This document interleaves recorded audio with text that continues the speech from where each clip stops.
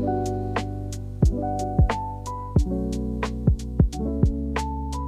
la famille, j'espère que vous allez bien. On se retrouve aujourd'hui pour une toute nouvelle vidéo. Bienvenue sur ma chaîne YouTube, l'endroit où on reste tous ensemble, centrés sur Jésus. Aujourd'hui, on va parler de la rancune. Être rancunier, c'est quoi? Être rancunier, en vrai, c'est garder quelque chose contre quelqu'un avec pour désir de se venger. La fois dernière, j'ai fait une vidéo sur la vengeance.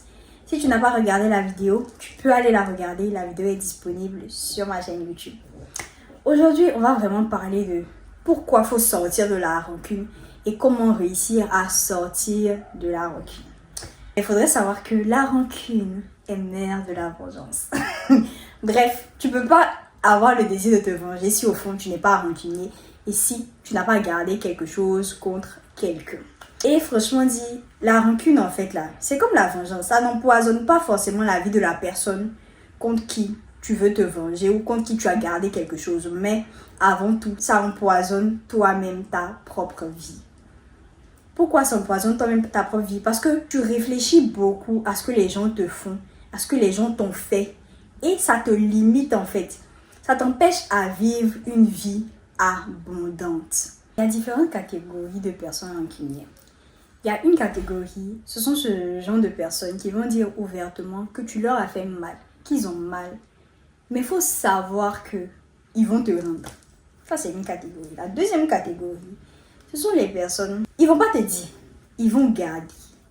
Et puis, ils vont toujours garder en tête que rancunier n'est jamais pressé. Ils vont prendre le temps de planifier tout, comment ça va se faire. Et puis, ils vont te rendre. Et puis en vrai là, c'est ça qui fait mal. Parce que ce genre de personnes, vous allez manger ensemble, vous allez rire ensemble, vous allez causer ensemble, vous allez vous promener ensemble. Et puis un jour, ils vont te faire un truc, tu vas pas comprendre. Et ils vont te sortir un discours de 2010 à 18 heures où tu les as laissés seuls. La rancune c'est quelque chose, hein. Mais en vrai, la rancune, c'est quoi? C'est une manifestation d'une blessure. Et donc, si tu es rancunière, tu es rancunier, tu dois pouvoir traiter cette blessure que tu as. Parce que la rancune t'empêche de vivre une vie abondante. La rancune te vole la paix. La rancune te vole le bonheur. Parce qu'à chaque fois que tu vas voir cette personne, tu auras envie de lui rendre et tu vas garder en fait ce poids-là sur le cœur. Alors, comment te libérer de la rancune? Comment en finir définitivement avec ça? Déjà, ce que moi je peux te conseiller, il faut chercher peut-être un cahier. Moi, c'est le conseil que je te donne. C'est d'avoir un cahier. Et dans ce cahier, tu vas écrire déjà le nom ou bien toutes les personnes à qui jusqu'à présent tu penses que tu en veux. Tu vas écrire leur nom. Et puis tu vas écrire en fait les raisons pour lesquelles tu en veux à ces personnes. Parce qu'il faut que tu puisses mettre le doigt là où ça fait mal. Le doigt sur tous les différents éléments qui jusqu'à présent te blessent. Une fois que tu auras fini de faire ça, c'est de prendre et d'aller avec ça dans la présence de Dieu. Pourquoi je parle de ça? Parce que une fois quand je lisais la Bible, je suis tombée sur un verset. Un passage qui expliquait l'histoire d'un roi. Je pense que je vais vous mettre les références certainement. Et ce roi, il est venu se faire attaquer, mais on lui a envoyé une lettre d'abord pour dire que voilà tout ce qu'on va te faire. Et suite à ça, il a pris la lettre et puis il allait prier. Il a prié, il a parlé à Dieu, il a crié au secours en fait, vraiment pour que Dieu puisse l'aider. Et suite à ça, Dieu a intervenu en sa faveur pour cette situation. Et donc ça en fait, c'est pour que tu puisses extérioriser ce que tu ressens et dire à Dieu véritablement ce qui t'a fait mal, ce qui t'a fait du chagrin en fait. Tu ne vas pas dans l'optique que Dieu te venge, non. Tu vas dans l'optique de te libérer, de te décharger et surtout de pardonner. Au début, ça sera plus compliqué parce qu'il y aura des moments où tu vas présenter ça à Dieu. Tu auras forcément mal, tu vas te sentir un peu perdu, perturbé.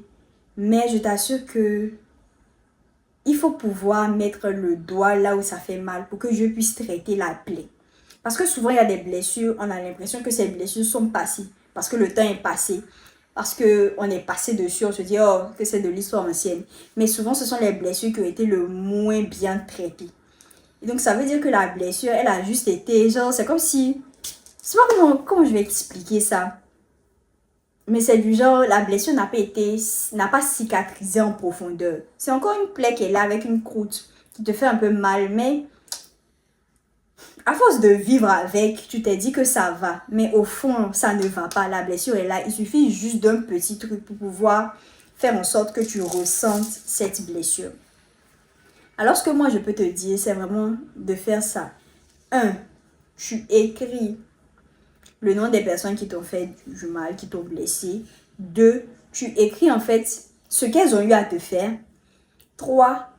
Tu finis par mettre comment tu t'es senti et comment tu te sens présentement. Et puis 4. Tu vas prier avec. Au fur et à mesure, en suivant ces différentes étapes, en parlant à Dieu de tes blessures, en demandant à Dieu de te donner la force de leur pardonner, d'accepter de laisser ces choses en arrière et de lâcher prise, tu vas finir par être libéré de la rancune. Mais ça ne veut pas dire que ce petit côté rancunier ne sera plus là. Ça veut juste dire que tu sais maintenant comment en sortir, mais tu dois te donner les moyens de ne plus rentrer. Ça veut dire maintenant, et ça, franchement, moi, c'était la chose la plus difficile. C'est-à-dire arriver à pouvoir exprimer une blessure. Donc, quand quelqu'un m'a fait mal, quand quelqu'un arrive à me faire quelque chose qui ne m'a pas plu, le dire ouvertement, ah, ce que tu as fait, ça ne m'a pas plu.